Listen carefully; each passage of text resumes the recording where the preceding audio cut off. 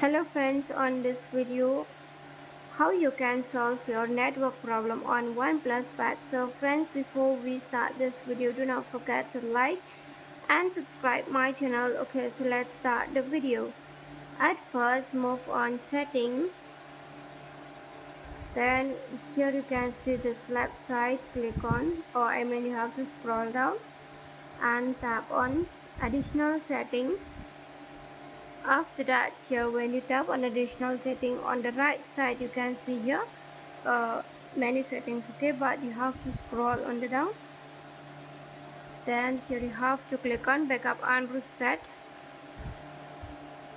After that, here again under this backup and reset, you can see there's three options. The first option is the backup and migrate, second option is the Google account, and here is the reset device. So friends, you have to tap on reset device. And if you want to solve your network problem, then friends, here is the reset network setting. Click on reset network setting and tap on reset network setting.